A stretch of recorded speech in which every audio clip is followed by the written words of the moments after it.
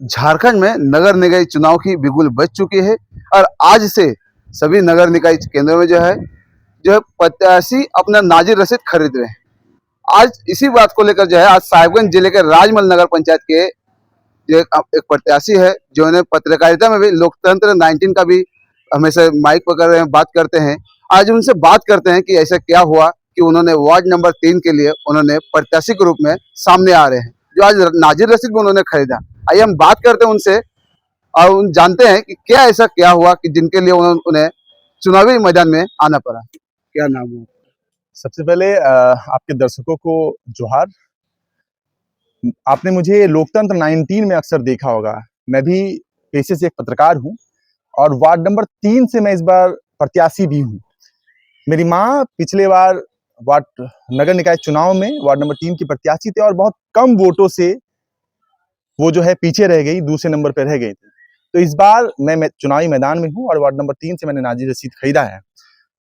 मेरा जो मुद्दा है वो अपने क्षेत्र को लेकर है, विशेषकर पानी की जो व्यवस्था है, क्योंकि आपको पता होगा कि शहरी जल आपूर्ति जो ये योजना है, इसके तहत पानी का सप्लाई हमारे क्षेत्र में होता है, मगर अच्छी तरीके से पानी का जो है व्यवस्था हमारे वार्ड में नहीं है।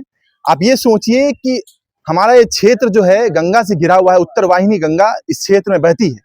उत्तर वाहिनी गंगा बहने के बावजूद भी यहाँ से पानी बांग्लादेश जा सकता है, यहाँ से पानी गोड्डा जा सकता है, अन्य अन्य जगह जा सकता है, लेकिन अभी तक हमारे वार्ड नंबर 3 में पानी का सप्लाई जो है वो घर तक नहीं पहुंच सका। यह मुद्दा सबसे मुख्य है हमारे वार्ड में।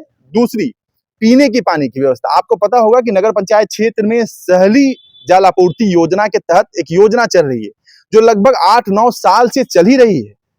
अभी तक लोगों को स्वच्छ पानी उपलब्ध नहीं कराई गई है। आप पेशे से पत्रकार हैं, आपको ये जानकारी होगी कि नगर पंचायत के बगल में एक योजना चल रही है जिसका पाइपलाइन का काम शुरुआत भी हुआ है और लगभग वो अभी तक पेंडिंग है। प्रशासन से लेकर हर अधिकारी को इसकी जानकारी है, लेकिन अभी तक ये योजना चालू नहीं हो पाई है।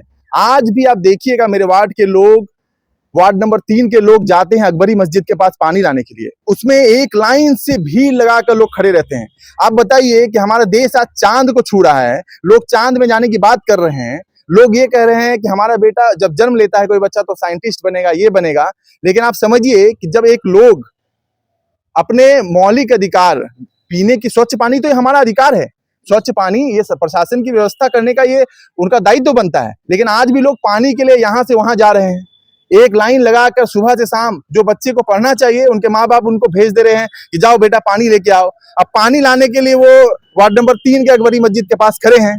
आप बताइए कि समय की महत्ता को समझना होगा, ये मुद्दा है। दूसरा मुद्दा जो है शिक्षा की व्यवस्था। आप देखिए कि वार्ड पार्षद, मैं ये बताना चाहूंगा कि वार्ड पार्षद सिर्फ वंशावली में सिग्नेचर करने के लिए नहीं बनता है, ये लोगों को समझना होगा। आप समझिए कि कोई लोग कह रहे थे कि वार्ड पार्षद ऐसा होना चाहिए कि वो खाना भी खा रहा है तो हाथ, अगर आप सिग्नेचर करवाने पहुंचे तो हाथ धोकर जो है तुरंत आपका सिग्नेचर कर दे।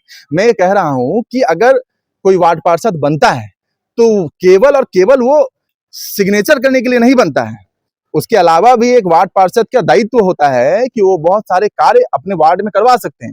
आप देखिए कि एक वार्ड में, पूरे वार्ड में फंडिंग होता है। हर वार्ड में जो व्यवस्था की, मानिए कि सड़क बनाना है, कुछ भी बनाना है, तो उसको बनाने के लिए जो सबसे महत्वपूर्ण चीजें हैं, उस महत्वपूर्ण चीजों को सबसे पहले जो है प्रायोरिटी देना चाहिए। लेकिन हमारे वार्ड में क्या है व्यवस्था?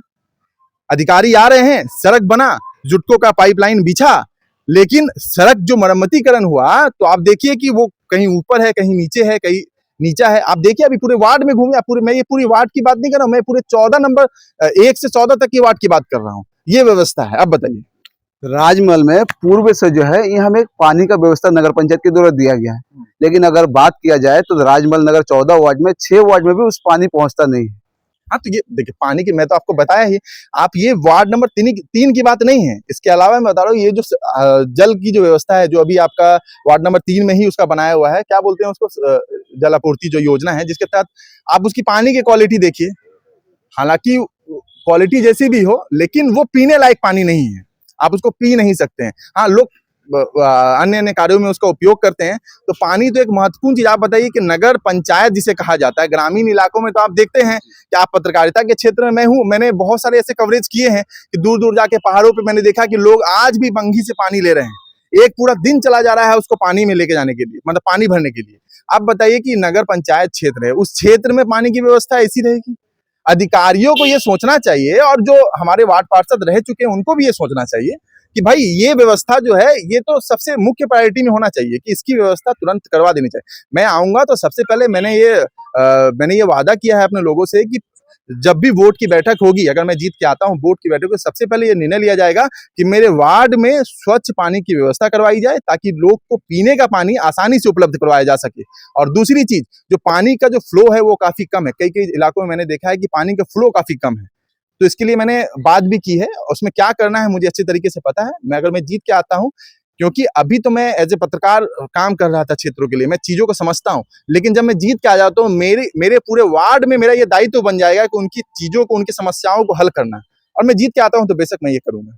आपने सुना सन्नी कुमार जो लोकतंत्र 19 के साहिबगंज जिले के जो पत्रकार है, उन्होंने बताया, और उन्होंने विभिन्न क्षेत्रों में उन्होंने कई जन मुद्दाओं को उठाया, उन्होंने कई जन मुद्दों को उन्होंने सबके सामने रखा। लेकिन उन्होंने ऐसा सोचा कि उनके वार्ड में ही विकास का जो है कोई काम नहीं हुआ है। उन्होंने ये सोचा कि राजमहल में विकास का काम नहीं हुआ है, जिसको लेकर उन्होंने वार्ड नंबर 3 से वार्ड पार्षद की तैयारी में जोर शोर से लगे हुए हैं। साहिबगंज से धनंजय हलदार की रिपोर्ट।